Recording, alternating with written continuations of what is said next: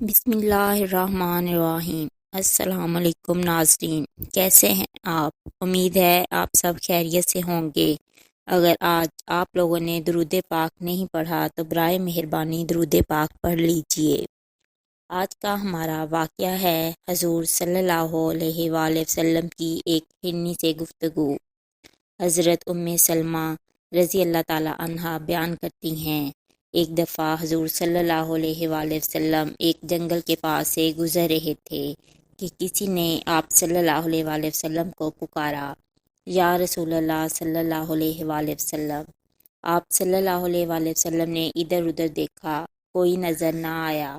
دوسری بار پھر کسی نے آپ صلی اللہ علیہ وآلہ وسلم کو پکارا، پھر آپ صلی اللہ علیہ وآلہ وسلم کو کوئی نظر نہ آیا۔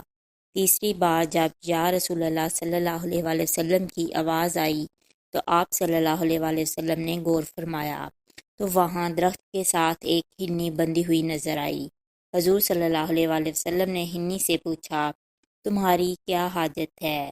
اس نے عرض کیا، ایک شکاری مجھے پکڑ لایا ہے اور مجھے یہاں باندھ دیا ہے۔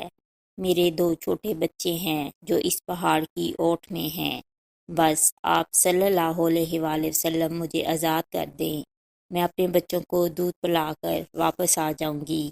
آپ صلی اللہ علیہ وآلہ وسلم نے پوچھا، کیا تم ایسا ہی کرو گی؟ اس نے عرض کیا، اگر میں ایسا نہ کروں مجھے اللہ تعالیٰ سخت عذاب دے۔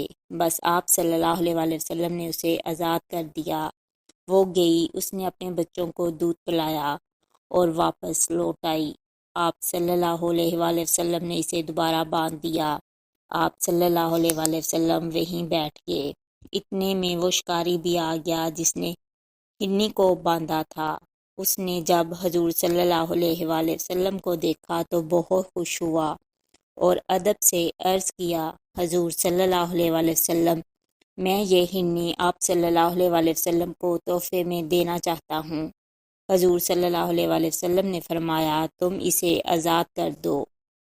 شکاری نے فوراً ہرنی کو آزاد کر دیا۔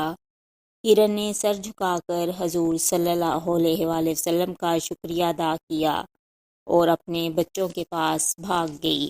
اگر آپ کو میری یہ ویڈیو پسند آئے تو اسے لائک اور شیئر کریں، میرے چینل کو سبسکرائب کریں اور کمنٹ سیکشن میں اپنی رائے کا اظہار لازمی کریں۔